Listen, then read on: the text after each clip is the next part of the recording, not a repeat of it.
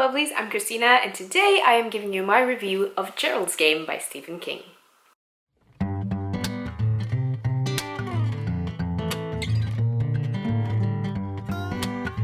Now, Gerald's Game was first published in 1992. This edition I have right here is published by Hodder and Stoughton and is 407 pages long. Let's get into the story here. It is a story about Jessie. She's married to Gerald, and their marriage has been not so great lately. And the only way that she's experiencing his passion, and especially when it comes to their sex life, is whenever they play these games. In this story, they go off to their lakeside holiday cabin when it's out of season or in the end of the season, so there's really no one around. And he's brought a couple of handcuffs. So he handcuffs her to the bed, and in the heat of the moment, while he's like looming over her and drooling on her, she's then very unexpectedly confronted with something that happened to her in her childhood. And she gets really angry, tells him to stop, and he won't listen. She then kicks him, and he gets a heart attack and falls over outside the bed and dies. She's then handcuffed to this bed with no idea how she's gonna get free from these cuffs. Let's talk quickly about the characters. Firstly, we have Jessie, who is the main character in this story for sure. And the way that this story is built up is that we hear a lot of her inner monologue. And it would probably have been super boring to just hear her train of thought going all the way through this story. But the interesting thing that Stephen King has done in this book is that Jessie, with the issues that she's had throughout her life, she has created these voices that she has in her mind. One of them is Ruth, who is a college girlfriend that she had, which is really like sassy and strong and independent character.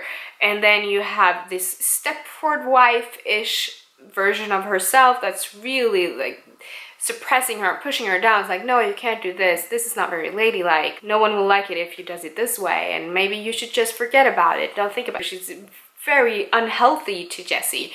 And then you have Jessie's own voice and a couple of few other voices that comes and goes for a bit. This makes the train of thought so much more interesting because it turns into a dialogue instead. And I think what made for really interesting moments were when Jessie and the Stepford wife and Ruth were in a confrontational conversation. That was really interesting to see how her conflicting thoughts worked against each other and what the results came out of this. You then have Gerald. We never see anything from Gerald's perspective, but we hear a lot about Gerald, and even though he is very central to the story, he's not really that important. So I'm glad that we didn't really have to get so much of his backstory, because that's really not crucial to this story. We then get to know a few of the characters from Jessie's childhood as she is forced to confront her inner demons about her past.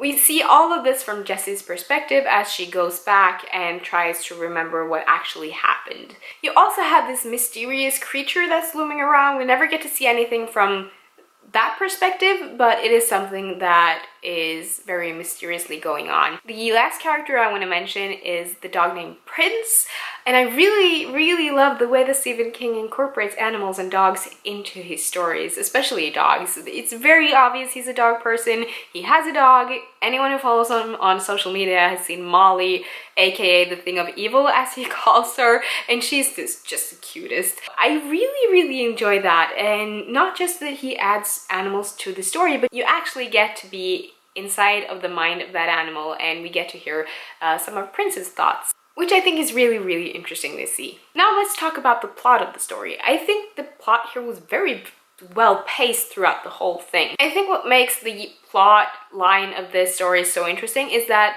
the main event here is happening in a very short amount of time. She's stuck there for a few days, but we are going so much back in time to her past that we're getting two separate storylines that are really interesting and are very much connected in a way. It is very apparent in this story that it is mostly about confrontation. It's about how she is confronting the situation that she's in and trying to survive, and we get to see like these little things that she is doing to trying to get free from the cuffs, trying to get a glass of water, trying to scare off the dog that suddenly appears in the house, like things like that, which is really interesting to see and is explained so well throughout the actual thing that happens, as well as her train of thoughts when it's going on. The other confrontation thing is the confrontation about her marriage and what has really gone wrong with the marriage and how she ended up where she was. And the really baseline, most crucial thing about this confrontation thing in the story is how she's confronting her inner demons about what happened to her as a child and how that has affected her life after that. I won't say much more about that confrontation. I don't want to spoil you for that because that's what made it so super interesting, at least for me, and I think that's what made it for such a really good story to read. Like I've mentioned in a lot of other Stephen King novels, I think the main thing in a lot of his books are not about the horror or the mysterious creatures or the monsters or whatever it is. It's about people. It's about the inner demons that we have and how horrible people can actually be. Same thing in this one. It is mostly about an inner demon. It's about confronting that demon and really coping with the things that have happened to you in a healthy way. Because it's very apparent here that Jessie has been suppressing her inner demons for a long time. And in the beginning of the story as well, she's like, no, I don't want to think about it. I don't want to even remember what happened. It's such a long time ago. I don't need it. But then throughout the event of being stuck to this bed and to really find the strength to actually do what needs to be done to get free from it, she has to face all of her past issues and past events that hurt so much for her to think about. I think like the peak thing here when it comes to the plot line where it was really intense and interesting was actually the moment where she had to face this past of hers and actually think about what happened. Of course, there's really interesting about how she's really trying to get free from these cuffs as well, but the internal struggle is way more interesting than the actual getting free from the cuff story, in my opinion. But connecting these two, that's what makes it amazing. I have no idea how I have not heard more about Gerald's Game before this. I think it's really an underrated book.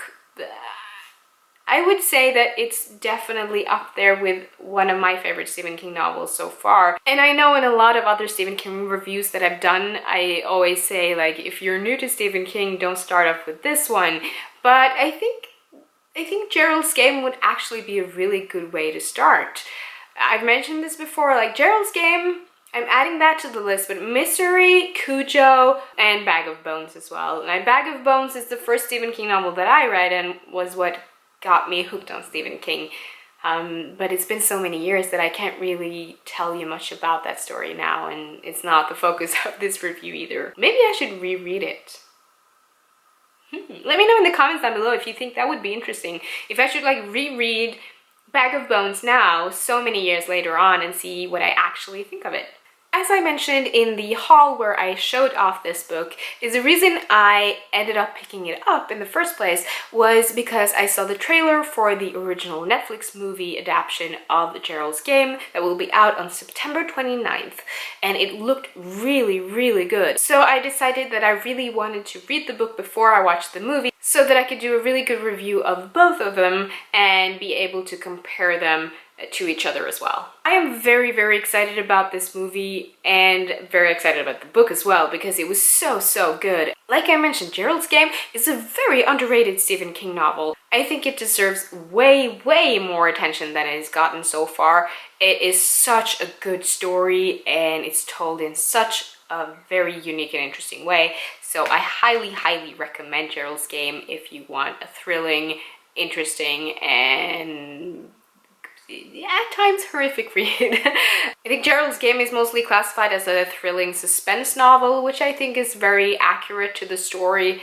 It is very thrilling, very capturing, and it's hard to put down for sure. So that concludes my review of Gerald's Game by Stephen King. Let me know in the comments down below if you've read it, have any thoughts, and if you've watched the trailer and what you think about the upcoming movie. I probably won't be able to see it on the day that it comes out because I'm going away on a trip with my family, but I will watch it as soon as I get home and let you know what I think of it. Thank you so much for watching, guys. Don't forget to give this video a thumbs up if you liked it and hit that subscribe button if you haven't already. And I will see you in my next video soon. Goodbye!